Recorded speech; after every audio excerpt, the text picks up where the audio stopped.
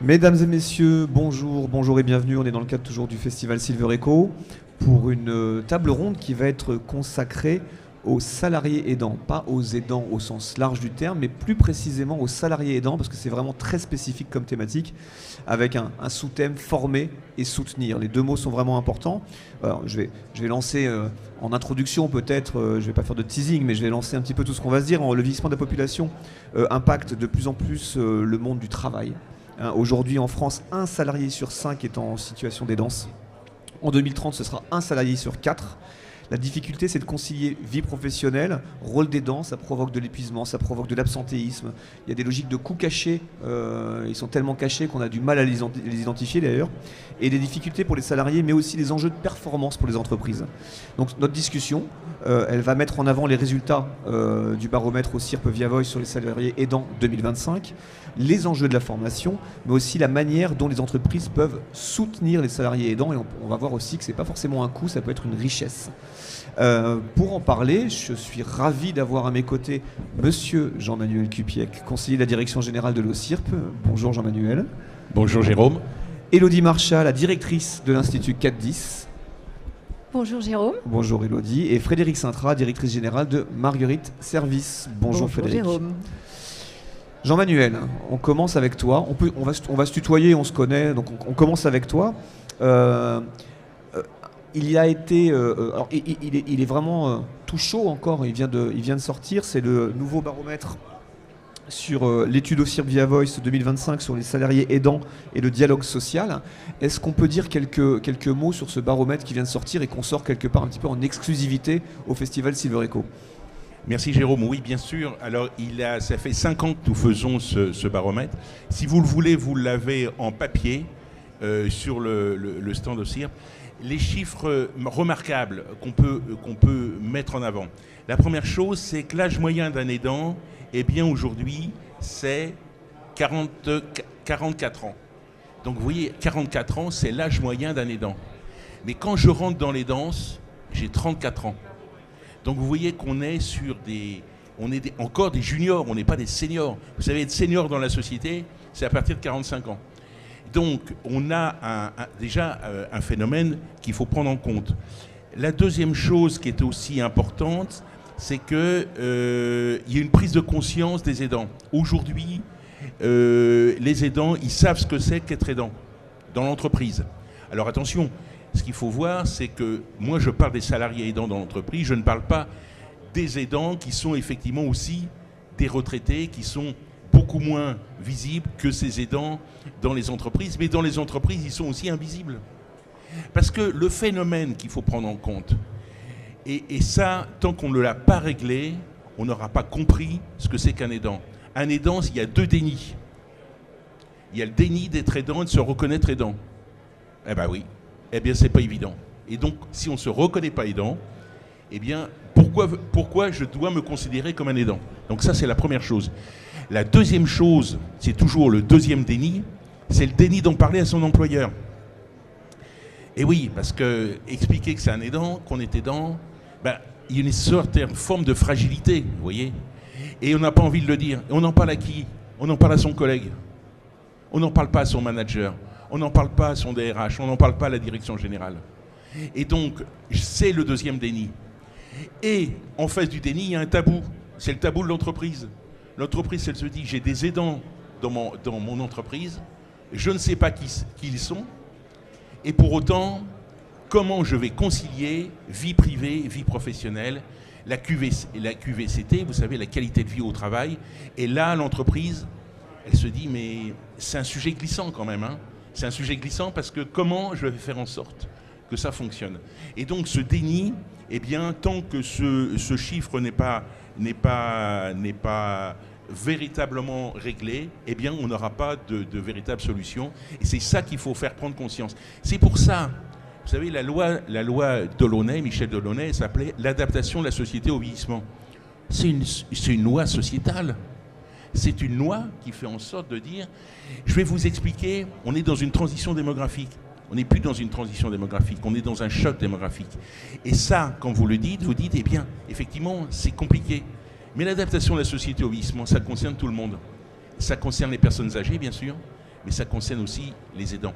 Et être aidant, c'est multiforme. On est aidant de qui? D'une personne âgée qui a eu des maladies, une personne en situation de handicap et des personnes qui ont des maladies chroniques. Eh bien, ces 4 catégories, elles n'ont strictement rien à voir les unes avec les autres. Ce qui fait qu'être aidant aujourd'hui, c'est un sujet complexe. Et il y a autant de situations, et on voit bien que c'est ça la difficulté. Voilà, en quelques mots, quelques chiffres, mais vous en avez plein sur le site CIRP, vous avez l'intégralité. On a dressé un tableau un peu noir quand même, Jean-Manuel, mais moi je vois sur l'étude qu'il y a quand même plutôt des bons signes, notamment sur le déni. Un recul du déni entre 2021 et 2025. Je vois la courbe qui baisse de 55% à 45%, des aidants qui ne se sentent pas concernés. Donc on voit que la prise de conscience, elle est quand même là au niveau des salariés. Absolument. Il y a une prise de conscience au niveau des salariés, et je pense, si vous voulez, que globalement, nous on a fait des études sur les accords d'entreprise et les accords de branche. Et alors les branches, vous savez, c'est par exemple le travail temporaire, c'est hôtel, café, restaurant. 1 million de salariés, hôtel, café, restaurant. Le travail temporaire, c'est l'équivalent de 800 000 salariés. Et bien dans ces branches où, je dirais, dans les entreprises, vous avez des accords. Et quand les accords se font, eh bien globalement, c'est du dialogue social. Et le dialogue social, ça se fait entre les partenaires sociaux. Mais est-ce que c'est pas propre des grandes entreprises? Parce que moi j'ai en tête les grosses structures qui se sont intéressées à l'aide aux aidants, la Massif à une époque, CNP, c'est quand même le monde bancaire, assurantiel qui s'est au départ intéressé à ça, et c'est leur rôle, c'est dans leur ADN, c'est normal. Mais est-ce que c'est pas les grandes entreprises qui s'intéressent à ça? Moi j'ai un peu envie de savoir que font les TPE, PME. Est-ce qu'elles sont plus démunies que les grosses structures qui ont les moyens de mettre en place des choses, non? Et Jérôme, c'est la bonne question. Mais les grosses entreprises, je vous remercie de me l'avoir posé. Allez, voilà. Non, mais il faut le dire quand c'est comme ça. C'est la bonne question. Les grosses entreprises, elles ont des moyens de négociation et peuvent aller très vite. Pour les autres entreprises qu'on appelle les TPE, les PME, c'est la branche qui doit agir. Et la branche, les négociations, ça met du temps. Et vous voyez que dans les branches, il y en a 2 historiques. Alors, elles sont là sur place. On a les institutions de retraite et de prévoyance qui ont eu un accord. Et on a la sécurité sociale qui a eu aussi un accord pour ses propres salariés. Et puis, il y a d'autres branches. Et ce que je voulais vous dire, c'est qu'entre 2024 et 2025, on a eu un accroissement des branches. Aujourd'hui, il y a une dizaine de branches qui ont fait ça, dont des branches qu'on ne pouvait pas imaginer. Les concessionnaires d'autoroutes, merveilleux les concessionnaires d'autoroutes, vous voyez bien, c'est quelque chose. Eh bien, ils ont mis ça en place. Vous avez les cimentiers. Les cimentiers ont mis encore en place un accord. Et moi, je peux vous dire, c'est un accord béton. Alors justement, je crois que la transition est toute trouvée avec Elodie sur le rôle de la formation et l'importance de la formation. Mais peut-être avant, est-ce qu'on peut dire quelques mots sur l'Institut 410 ? Oui, qui est une jeune maison. Jeune maison, 80 ans quand même. C'est jeune, 80. Justement, on doit en prendre soin et on doit être une aidante de notre grand-mère. Donc effectivement, l'Institut 410, je te remercie Jérôme. On l'a eu l'occasion de le dire hier dans le cadre du trophée sur l'aide aux aidants. Donc l'Institut 410 est l'institut de référence de formation de la protection sociale, donc des métiers de la protection sociale. Et donc on forme les 150 000 collaborateurs de la protection sociale puisque notre accord que nous avons en particulier sur les danses, c'est un accord novateur qui a été signé en 2021 pour la sécurité sociale. Donc la sécurité sociale d'une façon stricte, c'est-à-dire la branche maladie, la branche retraite, la branche famille, la CNSA, puisque effectivement la CNSA a été intégrée, donc la branche autonomie, dans la sécurité sociale, et la branche recouvrement, donc il y a des branches qui recouvrent, les autres étant des branches dépensières. Donc effectivement, nous sommes l'organisme de référence. Donc on a été créé effectivement récemment par la fusion en fait de centres régionaux, mais la Sécu est âgée. Donc nous formons tous les métiers de la protection sociale, et dans le cadre effectivement en particulier de l'aidance, nous avons effectivement travaillé sur des formations aidances, en particulier pour nos salariés de la sécurité sociale.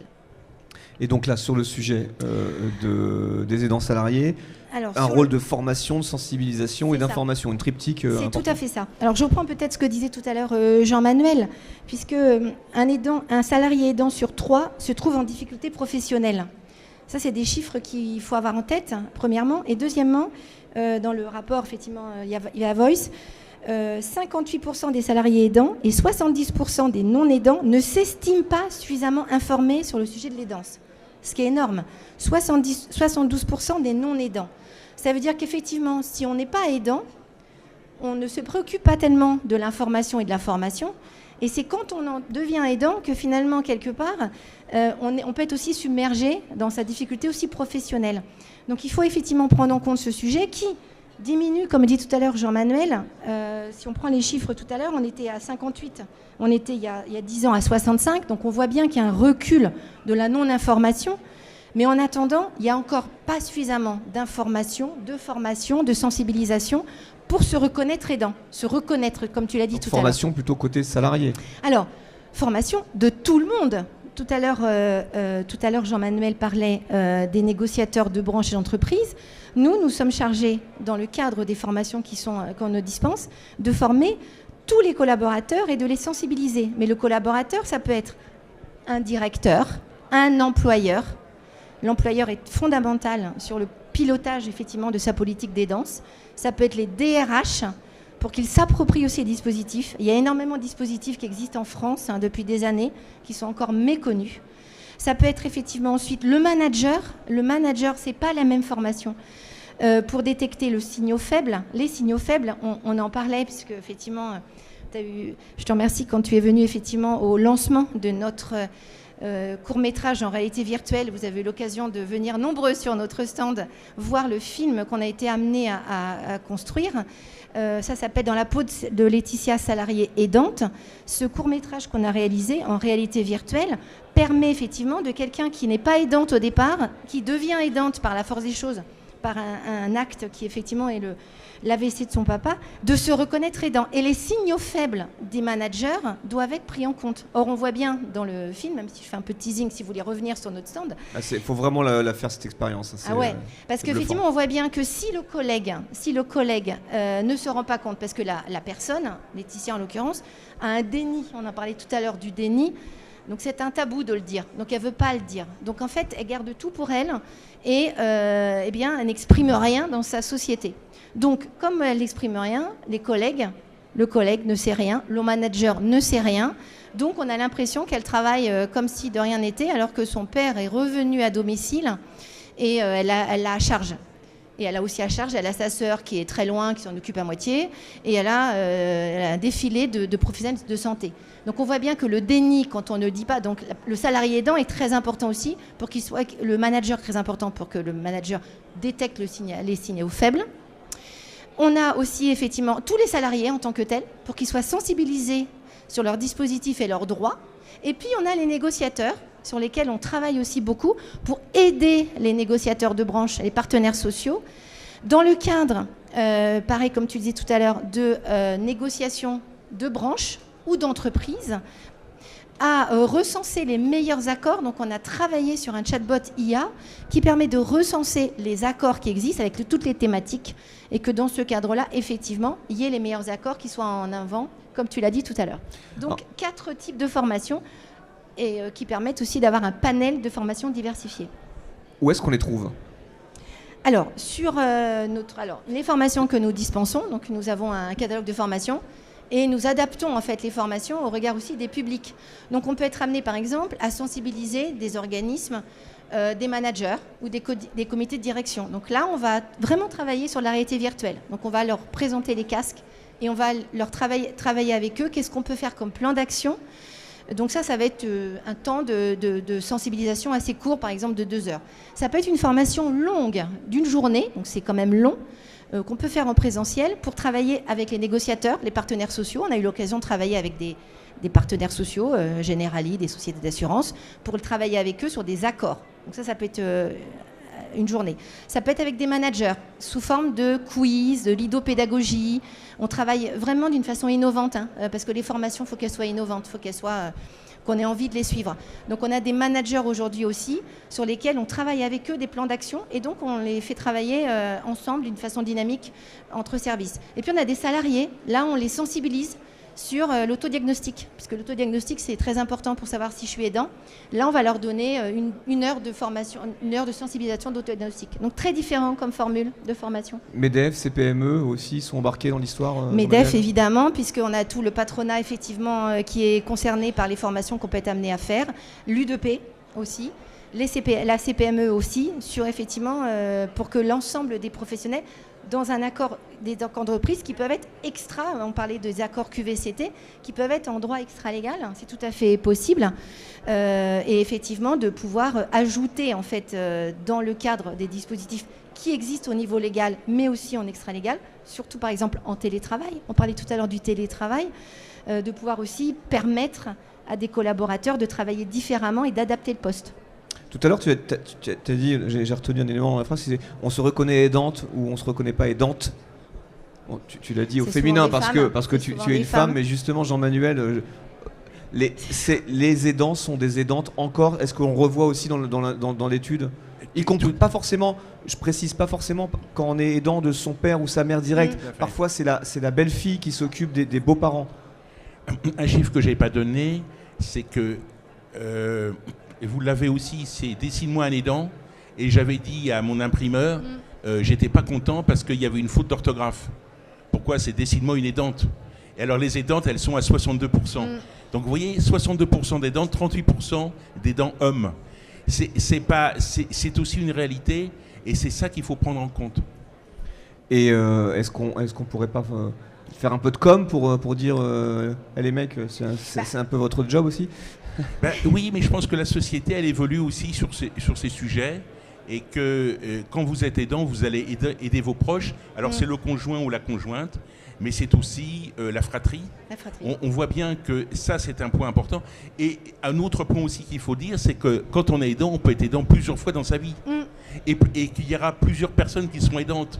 Donc si vous voulez, c'est du temps long. Être aidant, c'est du temps long. Quand j'aide en général, c'est 8 heures par jour. Donc ça fait une journée de travail et c'est en moyenne 10 heures, 10 ans. 10 ans d'aide que je vais aider. Donc vous voyez, on est sur du temps long et ça c'est quelque chose d'important. Et donc on voit bien que si l'entreprise, elle a adapté, y compris dans le vieillissement de la population, que être aidant, c'est pas quelque chose de ponctuel. Ça s'inscrit dans le temps. Et donc c'est un problème aussi, je dirais, de QVCT dans l'entreprise. Et ça a mis du temps à venir, mais c'est quelque chose d'important. Moi, je peux vous dire qu'entre 2024 et 2025, on avait 5 accords de branche, là on en a une dizaine. Bon, vous avez les laboratoires pharmaceutiques, mais eux, ils ont plein d'argent, donc c'est normal, ils ont fait ça. Mais vous avez une 50aine d'entreprises. C'est ça qui est important.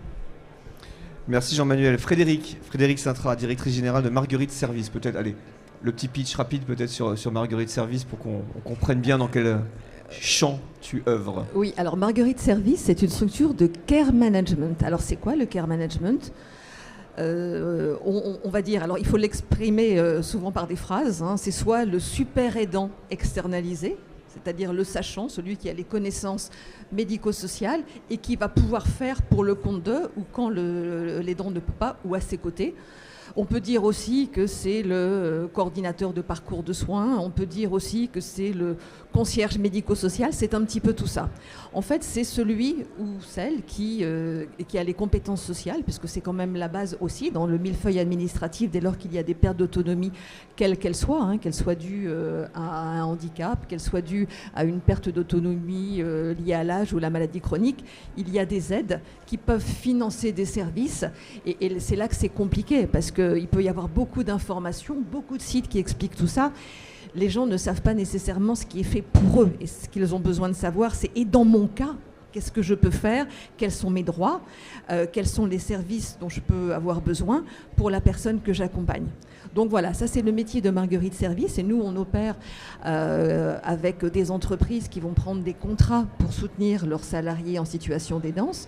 On travaille avec des institutions de prévoyance qui ont mis ce service-là à disposition parmi le panel de leurs services justement à destination des personnes âgées avec des caisses de retraite et de façon ponctuelle avec des personnes qui vont prendre un abonnement ou un service ponctuel pour se faire épauler de façon modulaire ou de façon récurrente auprès de leur aidé. Et donc l'idée c'est de venir en soutien de la RH pour alléger la charge mentale et puis peut-être aussi donner, ça je crois que c'est important, parce que dans les tabous que Jean-Manuel citait tout à l'heure, on n'a pas envie d'en parler à son manager, on n'a pas envie d'en parler à son RH. Donc là il y a une structure, il y a plusieurs structures qui font du care management, mais là la logique du care management intervient un petit peu en conseiller, mais qu'il n'y a pas de lien direct, hiérarchique avec l'entreprise. C'est extrêmement important parce que nous, voilà, alors quand on est dans le cadre de l'entreprise, puisque c'est dans ce cadre-là qu'on intervient aujourd'hui, quand on parle d'aidants, et d'ailleurs on le voit, c'est que même si tu rappelais que ça progresse, les gens se disent « je suis aidant », quand ils disent « ah oui, mais moi j'habite avec une personne dont je m'occupe ou je suis juste à côté », alors que non, il n'y a pas que ça. Je crois que la distance moyenne entre une personne aidée et un aidant, elle est 200 km. Donc en fait, les personnes qui s'occupent de quelqu'un d'autre ne sont pas nécessairement à proximité. Et comme on est dans les exemples, et c'est tant mieux, même si maintenant à la télé, on va voir des émissions sur les aidants, on voit des gens qui s'en occupent vraiment sur de la dépendance lourde à l'interproximité. C'est pas que ça. C'est pas que ça. Et quand on est salarié et qu'on doit s'occuper d'un proche, et hier, et d'ailleurs, il y avait une dame qui s'appelle Frédéric qui intervenait et qui disait qu'elle était à 300 km de la personne dont elle s'occupait, c'est aussi ça. C'est-à-dire, je suis à distance, je suis dans mon entreprise et j'ai des parents vieillissants qui sont un petit peu loin, qui ne sont pas encore dépendant avec quelqu'un à proximité, mais je dois moi faire faire le chef d'orchestre et quand je suis au travail, c'est pas toujours facile, je sais pas ce que je peux faire et c'est là que notre rôle est important parce qu'on va intervenir aux côtés de la personne pour essayer d'évaluer les besoins donc de la personne qu'elle aide d'une part, parce que pour aider l'aidant, il faut d'ailleurs savoir quels sont les besoins de la personne aidée. On va l'aider, on va voir avec elle, est-ce qu'elle est dans une commune où il y a des aides particulières, est-ce qu'elle dans son entreprise il y a des conventions collectives ou dans sa branche qui ont été faites parce qu'elle ne le sait pas nécessairement. Alors on va pouvoir faire ça à ses côtés. Quelle est la situation des aidants ? On sait qu'il y a des droits particuliers des aidants maintenant depuis 2015 où il y a 3 mois qui sont alloués quand il y a une dépendance extrêmement lourde, des droits de fin de vie. Donc on va en fait lui dire quelle est sa situation, quels sont ses droits à elle, que ce soit par la convention collective, est-ce que sa caisse de retraite a des aides particulières. On va l'aider en fait à voir tout ce qu'elle peut bénéficier ou tout ce que la personne, ses parents en l'occurrence, si on parle des parents vieillissants, on est en Silver Eco, donc peuvent bénéficier.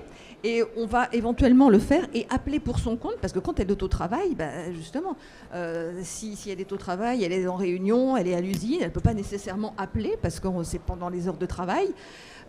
Donc l'entreprise a intérêt à avoir des solutions comme les nôtres aussi pour gagner en productivité par rapport à son capital, au-delà de la qualité de vie au travail bien évidemment, pour éviter l'absentéisme. Et nous on soulage énormément la personne en le faisant pour son compte, en l'épaulant et notamment dans les heures de travail et en le faisant de façon experte et non émotionnelle, ce qui gêne parfois, et puis de façon confidentielle, ça c'est important. Confidentiel. Jean-Manuel, tu voulais intervenir là-dessus ? Oui, parce que par rapport à ces propos, vous voyez bien que le déni qui existe dans l'entreprise, c'est aussi la confidentialité. C'est-à-dire que ma situation, elle est complexe et on a, nous, porté l'idée d'avoir un référent aidant. C'est-à-dire un référent dans une entreprise à partir de 50 salariés, donc c'est déjà une entreprise de taille raisonnable. Vous savez, les référents handicap, c'était 250 salariés dans les entreprises. Mais de mettre un seuil en dessous en disant c'est un référent qui est dans l'entreprise, qui a des capacités et qui va permettre de faire le lien entre ce salarié et la personne, voire un tiers extérieur, c'est un tiers de confiance, voire un tiers extérieur qui peut faire du care manager. Et c'est ça qu'il faut prendre aussi en compte en disant, eh bien, si je fais ça, je vais d'une certaine façon, faire lever ces verrous qui existent. Le plus de 50 salariés, c'est dans la loi ou c'est Non, Ouais. c'est pas dans la loi, c'est plutôt un projet. Et ça ne passe pas. Et aujourd'hui, parce que c'est encore. Et moi, j'aurais une idée. Il faudrait faire un ANI aidant. Vous savez, un ANI, c'est un accord national interprofessionnel. Vous savez, on en a eu sur la santé, on en a eu sur un certain nombre de choses. Si on fait un ANI aidant, ça veut dire qu'on a une obligation au plan national de dire les aidants, c'est important. Il faut qu'ils conservent leur job. Parce qu'un aidant qui ne travaille plus, il y a des problèmes financiers. Mais le job peut être aussi une respiration. Parce qu'il se dit, mais je ne suis pas qu'à la maison, je fais ça. Et si on avait un ANI aidant, ça serait une vraie avancée politique et sociale. Aujourd'hui, oui, je reprends ce que disaient Jean-Manuel et puis Frédéric. Effectivement, les référents aidants, il y en a dans des accords d'entreprise, en fait, ou des accords de branche qui ont été signés. Ça permet effectivement d'avoir un collègue qui n'est pas forcément au RH, qui va effectivement pouvoir faire le lien avec des structures comme les tiennes, Frédéric, qui vont pouvoir effectivement donner une information générale et être aussi dans les signaux faibles. Je reprenais ce que tu dis tout à l'heure par rapport à l'étude. Il y a 59% des DRH et 49% des managers qui pensent qu'être un salarié aidant reste un tabou. Ce que tu disais tout à l'heure, c'est-à-dire que 50% des DRH, finalement, se disent on ne va pas trop le dire, on va rester, c'est un peu sous le tapis, ce qui permettra effectivement, finalement, de ne pas mettre en œuvre tous les dispositifs qu'on doit mettre en œuvre aussi.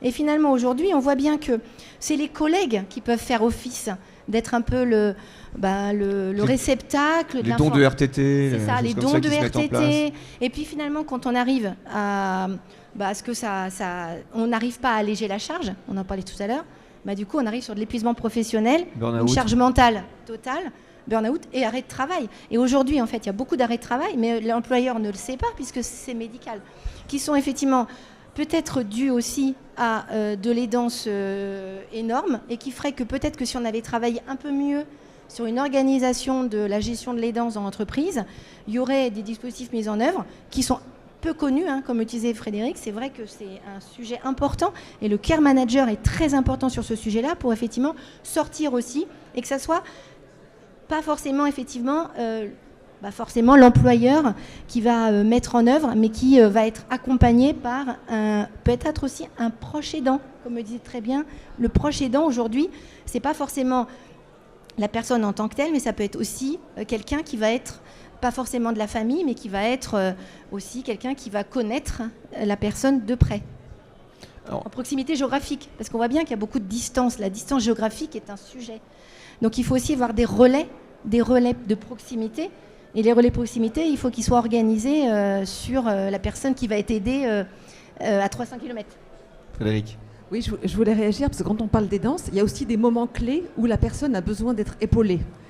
Les ruptures de vie, ça va être une sortie d'hospitalisation, où là, soudain, il faut s'organiser. C'est l'urgence. C'est l'urgence. C'est en fait qu'il y a l'aidance qui est récurrente, qui est chronique, qui va être longue, voilà. Et puis il y a aussi celle qui va peut-être être consécutive à un moment donné, à un aléa, pour prendre le jargon assurantiel, l'hospitalisation, le deuil. Vous avez un couple de personnes âgées, l'un décède, l'autre accompagnait l'autre personne, et c'est là qu'il va falloir trouver des solutions. Et en fait, c'est à ce moment-là qu'il y a un besoin particulier d'être épaulé pour le salarié qui justement se dit qu'est-ce que je vais faire, et avec ce besoin-là. Après, il y a la récurrence, il aura mis en place probablement des choses, mais il y a ce moment important où là, il faut assez rapidement, dans ce méandre où il y a à la fois l'émotionnel en disant « Oh, c'est compliqué pour mes parents, etc. » Donc là, c'est assez douloureux. Et puis toute la logistique à mettre en place, l'administratif, le social, l'organisation, la coordination. Et là, il est un peu paumé. Et là, nous, on joue un rôle important parce qu'on va pouvoir rationaliser les choses et puis l'aider à organiser, à y voir plus clair, pour soulager et pour qu'il soit mieux dans sa vie perso, pro, pour gérer les choses. Comment ça marche le modèle économique du care management ? C'est un abonnement pour l'entreprise Alors il y a plusieurs modèles. Il y a plusieurs modèles. Alors soit c'est un forfait global qui comprend un nombre de dossiers, soit c'est un pouillème à l'instar de ce qui se fait sur l'assistance par salarié, et donc il y a une mutualisation. Soit l'entreprise se dit, moi je veux aller sur un certain niveau, et si ça doit aller au-delà, et si c'est long, ce n'est plus à moi en tant qu'entreprise à payer, et la personne pourra le faire avec ses propres deniers. Je raisonne, parce que moi je vois ça de ma fenêtre, TPE, PME. Là, on parle encore des grands groupes qui peuvent se dire ok, on a une grosse masse salariale, donc on peut se dire qu'on a 10% à un moment des salariés qui peuvent être en situation d'aidance, et puis après, on va, si on voit que ça prend, on va mettre plus d'argent. Mais quelqu'un qui a une TPE, PME qui est entre 5 et 50 salariés, c'est très compliqué de se dire je vais mettre un ticket au cas où quelque part. C'est comme le disait Jean-Manuel, c'est là que les accords de branche jouent le rôle, Ouais. parce que c'est la branche qui peut intégrer nos prestations effectivement dans les dispositifs. Ça marche. Et un coût, donc, Oui. mais des coûts cachés aussi qu'il ne faut pas minimiser. Absolument. Alors, à côté de l'étude, on travaille avec une économiste de Lille, Nathalie Chussot, sur ce qu'on appelle les coûts cachés. Alors, par définition, un coût caché, c'est un coût qu'on ne voit pas. Bon, là, jusque-là, tout va bien. Et le coût caché pour les aidants, c'est deux choses, principalement. C'est un peu plus que deux. C'est de l'absentéisme, c'est un coût. C'est du présentéisme. Je suis présent dans l'entreprise, mais je ne suis pas là, parce que ma tête est ailleurs. Et c'est la désorganisation du travail. Et donc, quand on additionne tous ces éléments au plan national, ça coûte entre 24 et 31 milliards d'euros par an. Ce qui veut dire que les entreprises ont plutôt intérêt à agir que de ne pas agir. Parce que ce coût caché, eh bien, il est porté, bien sûr par qui ? Par la sécurité sociale, mais aussi par l'entreprise. Et donc, il y a un moment, il faut agir là-dessus. Et je pense que le phénomène économique, cette prise de conscience du coût caché, c'est un élément essentiel qui va débloquer aussi la situation. Élodie, tu voulais peut-être rajouter quelque chose là-dessus ? Non, je dis qu'effectivement, il est important d'investir en amont, en prévention, pour éviter effectivement les coûts cachés et l'absentéisme ou le présentéisme, ce qu'on montre dans le film, le présentéisme absent en fait, puisque c'est ce qui se passe aujourd'hui quand on est submergé par les problématiques et la charge mentale. En fait, on est là, mais on n'est pas là. Et aujourd'hui, l'employeur, il est vraiment important qu'il intègre dans ses accords la partie effectivement complète et le panel, parce qu'il y a quand même pour les petites entreprises, tout un tas de dispositifs de congés qui existent, qui sont des congés légaux, des congés proches aidants, l'allocation journalière de présence des aidants. Enfin, il y a beaucoup de dispositifs qui existent, qui ne sont pas tout fortement connus et qui permettent d'activer des dispositifs sans prendre des arrêts de travail. Puisqu'effectivement, après, on arrive sur un coût pour l'assurance maladie important, mais qui aujourd'hui, quand il n'est pas géré, effectivement, il emmène à ce que ça puisse avoir des absences en plus longues. Donc, effectivement, aujourd'hui, il est urgent d'avoir aussi cette vision, je dirais, un peu empathique de l'aidance. Parce qu'on pense aussi que comme c'est un déni, un tabou, pour nous, l'aidance, finalement, pour certains, ça va être la gestion d'un problème. Alors que si on a une vraie vision empathique de l'aidance, on va avoir cette problématique aujourd'hui comme étant finalement un point d'avancée dans la négociation sociale et dans les paniers de services. Sans tomber dans le pathos, parce que, comme tu l'as dit Jean-Manuel, Empathique. Parfois... Oui, empathique, c'est pas forcément c'est le pathos, non, c'est mais, l'émotionnel. voilà. Nous, on n'est pas dans l'émotionnel. On n'est pas dans effectivement, l'émotionnel quand parce on est que entreprise. parfois l'entreprise, on est aidant salarié, donc on a cette charge mentale, mais parfois l'entreprise est une soupape. C'est ça, Ouais. aussi, oui. Oui, il faut voir que les aidants, indépendamment, ils se disent, mais moi, Alors, on pourrait avoir, vous savez, on va faire du temps partiel, on va aménager les horaires. Donc là-dessus, les entreprises savent faire. Mais le temps partiel, c'est pas forcément une bonne chose. Et puis, vous avez un phénomène dont on ne parle pas, ce qui s'appelle le télétravail. On dit non, mais l'entreprise, elle a réglé ça parce qu'elle a permis d'avoir du télétravail aux salariés aidants. Le télétravail, en moyenne, c'est 2 jours par semaine. Globalement, des fois, c'est un peu moins, des fois, ça peut être un peu plus. Mais le télétravail, c'est pas forcément la bonne solution. Parce que le salarié aidant, il va dire, moi, je travaille, je vais aider ma truc, et puis le soir, comme j'ai pas fini, je vais travailler la nuit. Oui, pour finir ma charge de travail que je dois faire dans l'entreprise. Et donc, c'est la fausse bonne solution, le télétravail.